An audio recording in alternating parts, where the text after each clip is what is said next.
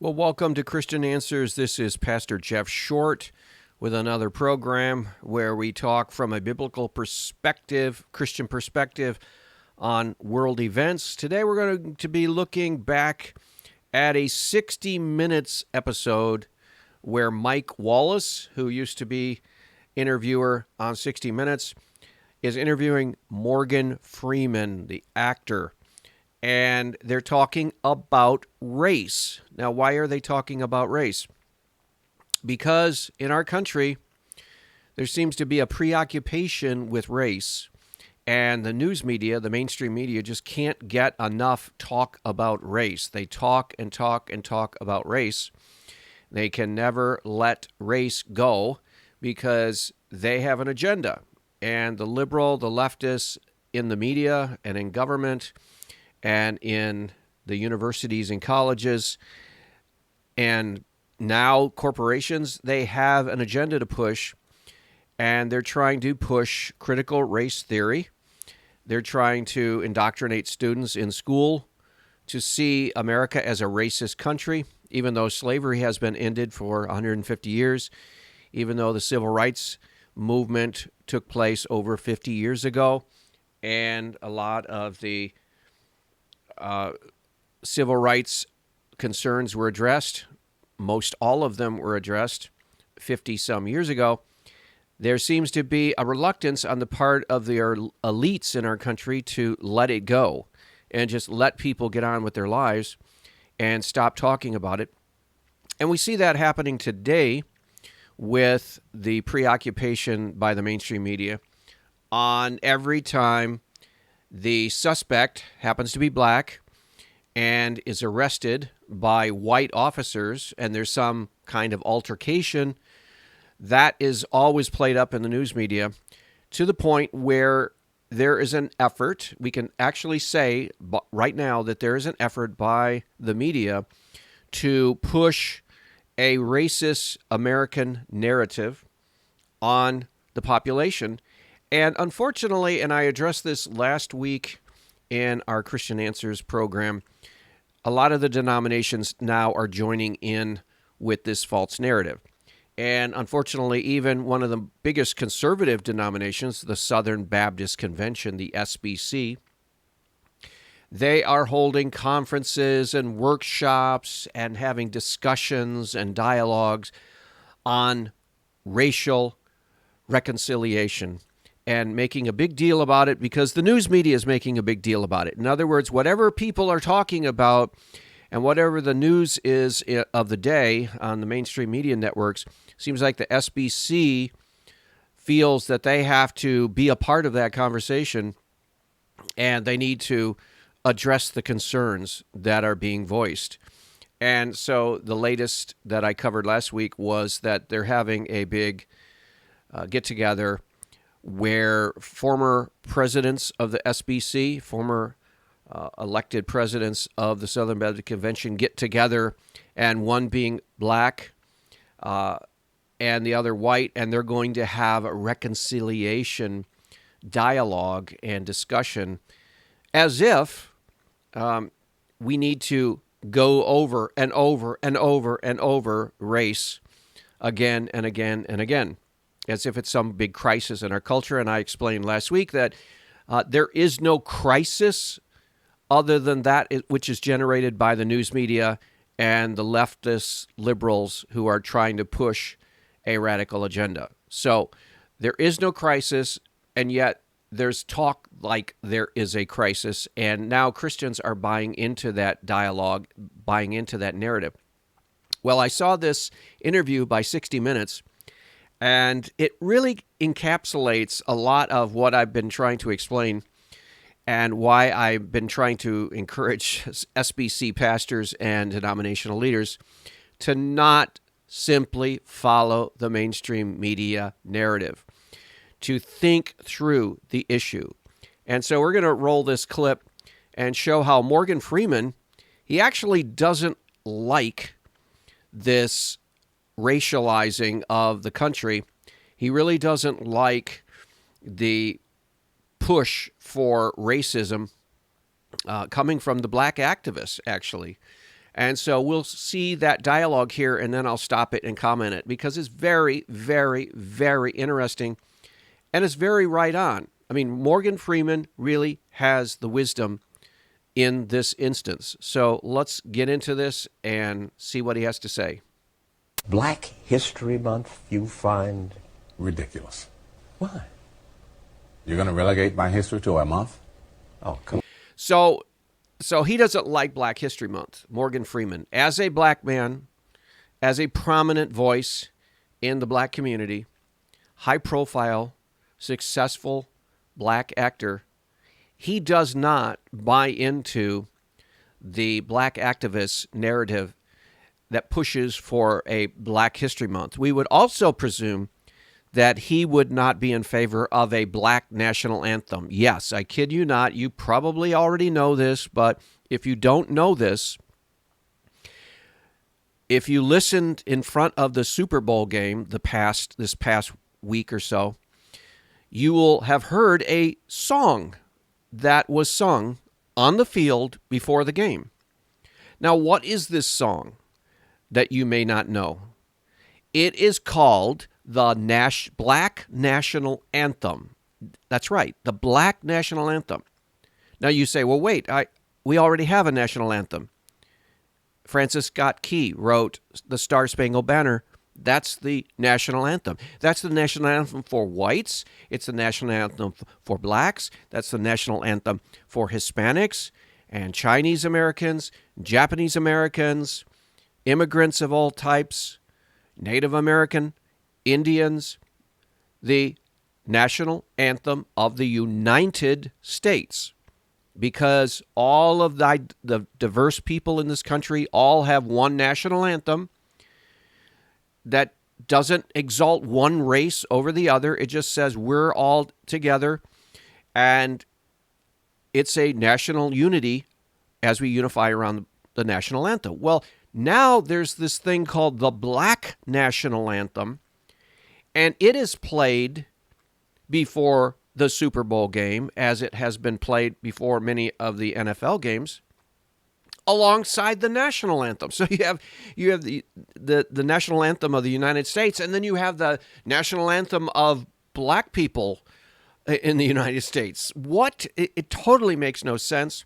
It's actually going backwards into more of an apartheid situation. Segregation, it's raising up segregation again, because you have segregated national anthems. You have the black people having their own little national anthem, and then you have everybody else having a national anthem, when the design of the national anthem is to be a national anthem. If you're a part of this country, this is your national anthem. And there's unity in that. But again, the black activists and the race hustlers like the Al Sharptons and the Jesse Jacksons and the Democratic Party and the liberal leftists, they're actually pushing races further apart by dividing things like a national anthem.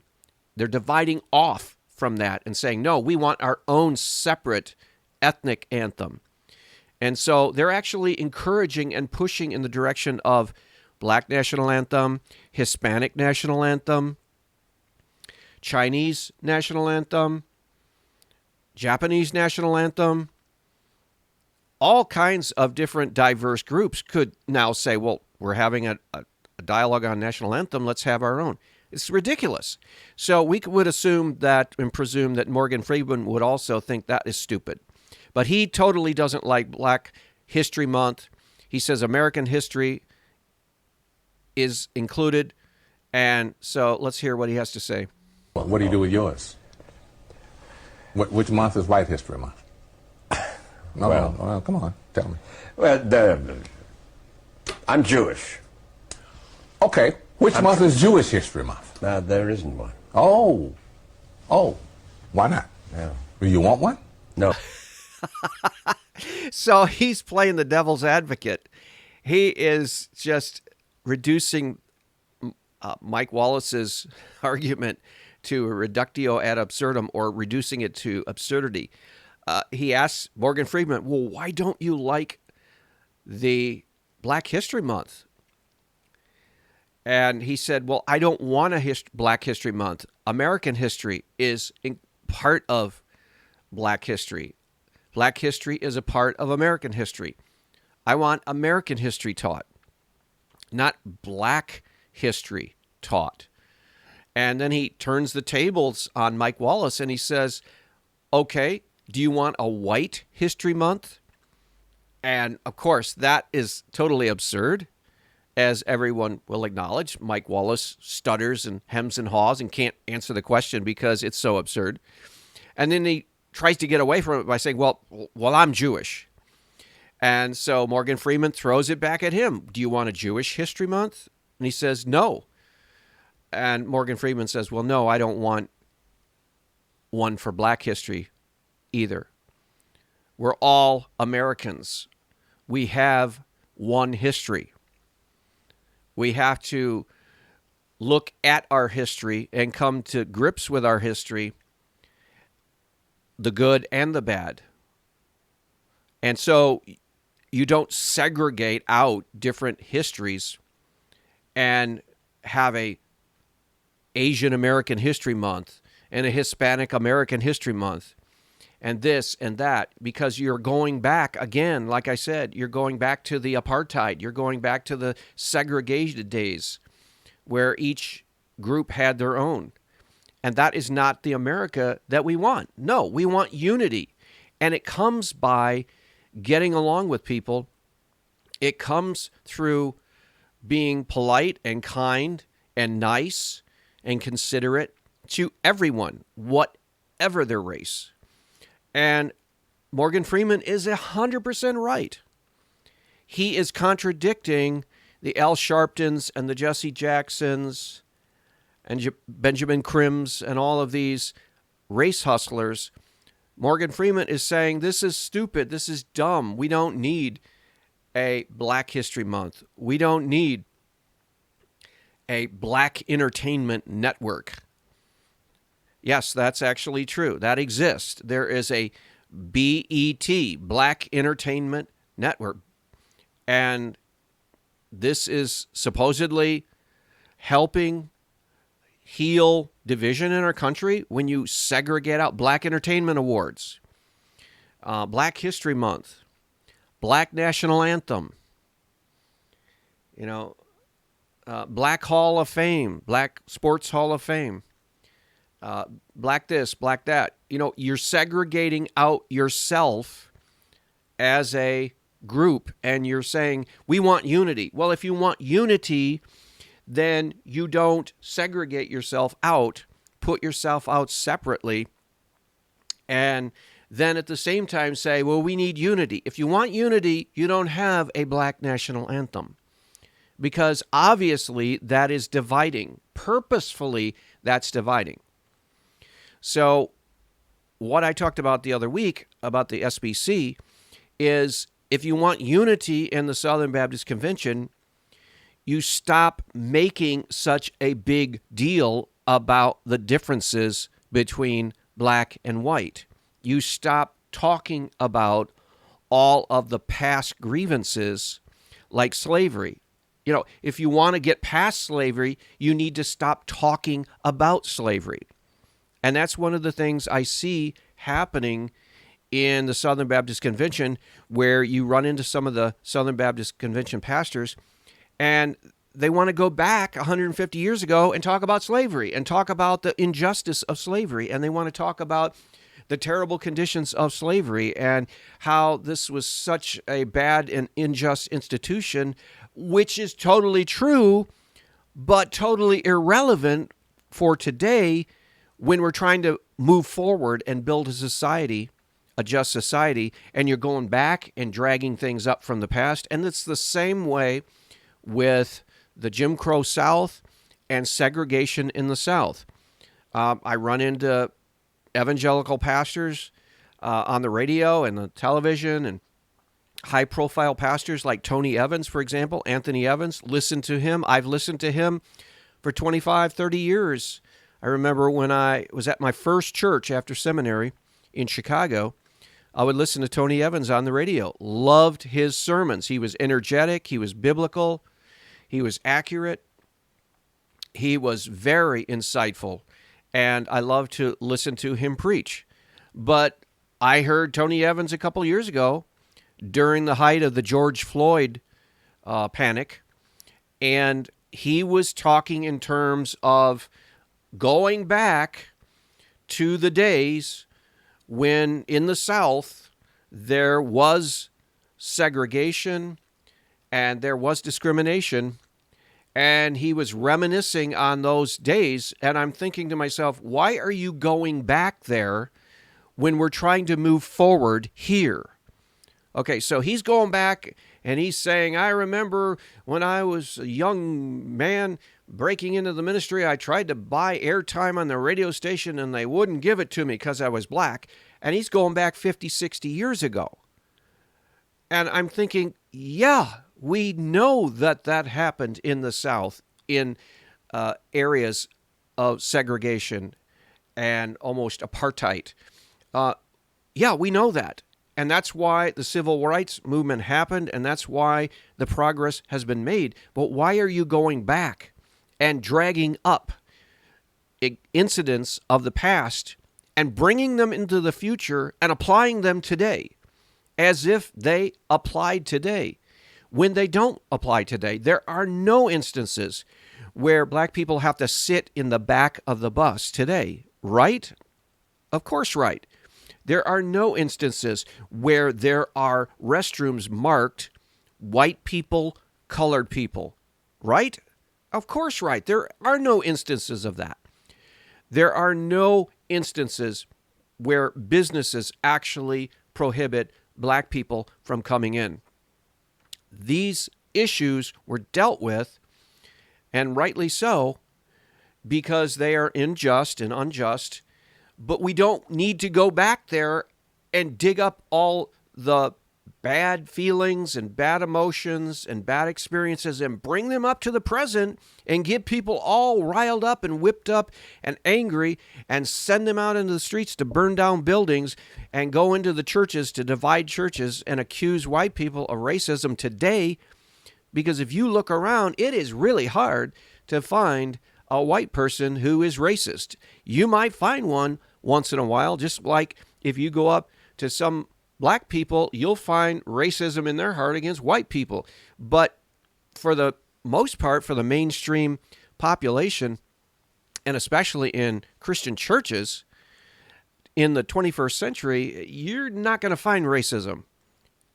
You're not going to find that kind of segregation mentality like you did in the South 60 years ago. So why go back there? So that's what Morgan Freeman's going to point out to Mike Wallace in this next clip. Let's roll this. No. I don't either. I don't want a Black History Month. Black history is American history. How are we going to get rid of racism until... Stop talking about it. Bingo. How are we going to get rid of racism? Stop talking about it. Stop being preoccupied with it. Stop looking around and digging around and looking under every rock and every bush, trying to find something, somehow, some way that could be in some form racist. And then trying to bring in slavery and prejudice and segregation and apartheid and everything under the sun to put them all in the same pot in the 21st century, 2023, and stir that pot up and stir up people's emotions and get them angry and mad and take to the streets and burn down cities like we saw in 2020 after George Floyd. It's a classic example. If people were not preoccupied with racism and racial issues, this whole incident with George Floyd would have turned out to be a terrible case of police brutality and excessive use of force, and those officers would have been punished. Some would have gone to jail, like they did, but we wouldn't have this racialized political atmosphere like we do today if people weren't preoccupied with these racial issues. And I've said it before, I'll say it again. When the Southern Baptist Convention think they're going to help things by holding these racial reconciliation so-called meetings and dialogues, they are buying into the same narrative, the same false narrative that's causing the trouble. So Mike Wallace is the liberal leftist racial narrative spokesman here. And what he's saying to Morgan Freeman is, well, if we don't talk about race and racism all the time, how are we ever going to stop it? And Morgan Freeman basically replied, that's the answer. Stop talking about it. Stop talking about it. Stop talking about racism so that you can get on with your life and do what you want to do and mind your own business and go about your business and stop obsessing about something that isn't a problem unless we, through our dialogue and our meetings and our summits on racial reconciliation and race relations and all of these related issues, if we don't stop talking about it, we're going to create a powder keg that will spark a racial war or civil war in this country. And Morgan Freeman is just saying, look, just go on with your life, live your life, be courteous, kind, loving to people of all races, anybody that you happen to be in communication with and contact with. Do unto others as you would have them do unto you. Love your neighbor as you love yourself. Learn the lessons of 1 Corinthians 13 that Paul talks about. Love is patient and kind. And get along with your neighbors. Be courteous. And stop racializing everything.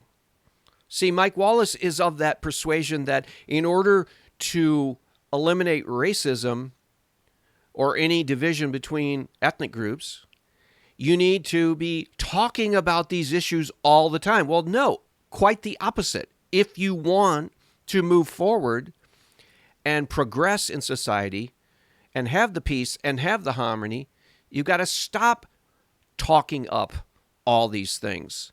Because when you talk up all these things, if you go far enough back, you're going to find hard feelings about slavery. You're going to find hard feelings about the Jim Crow situation in the South. You're going to find hard feelings about the segregation that was here in this country 60 years ago. And if you go far enough back, yeah, you're going to find things that get people mad and angry.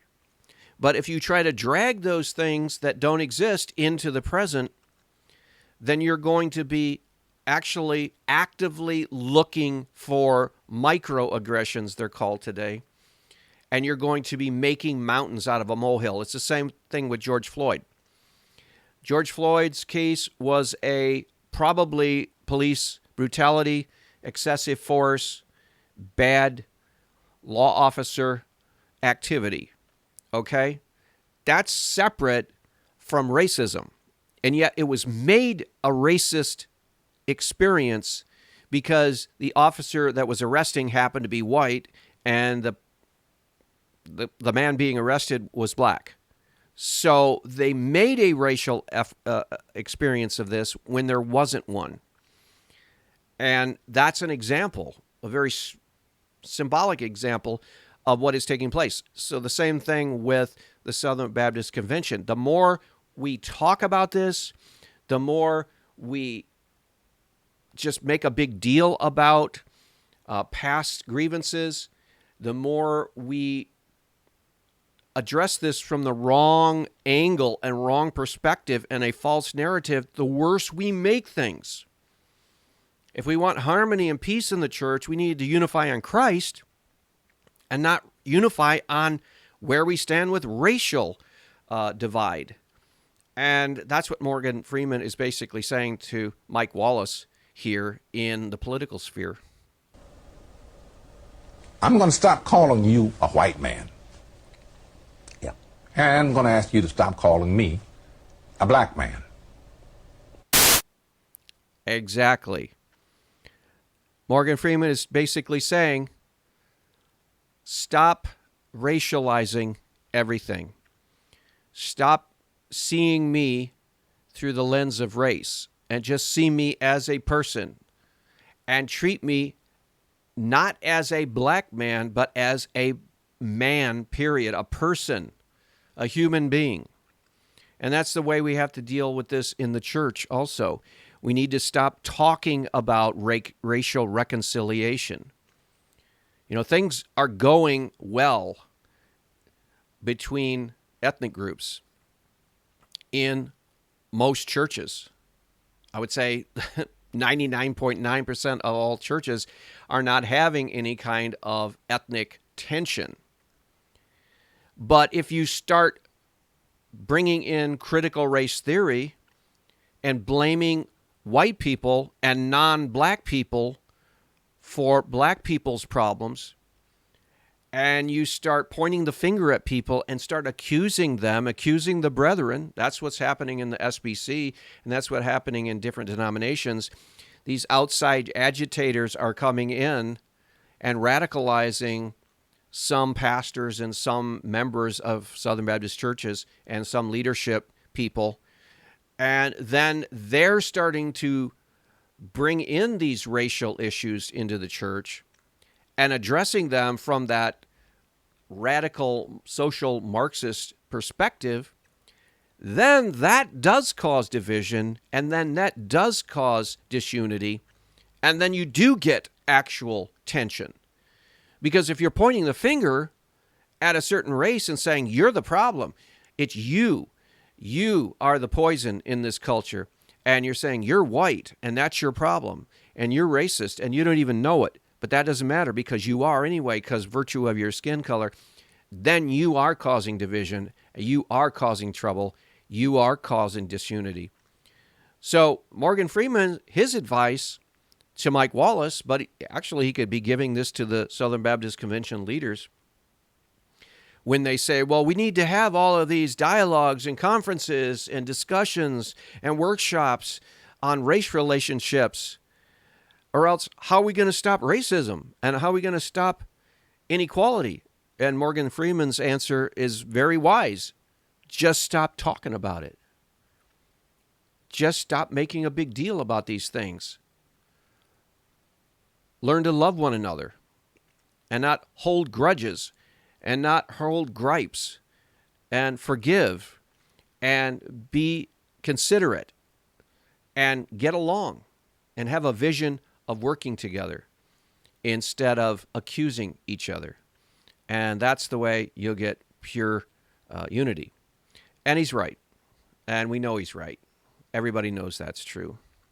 So that's been a helpful contribution to the discussion. I hope that this gets you thinking, and we'll see you back next week.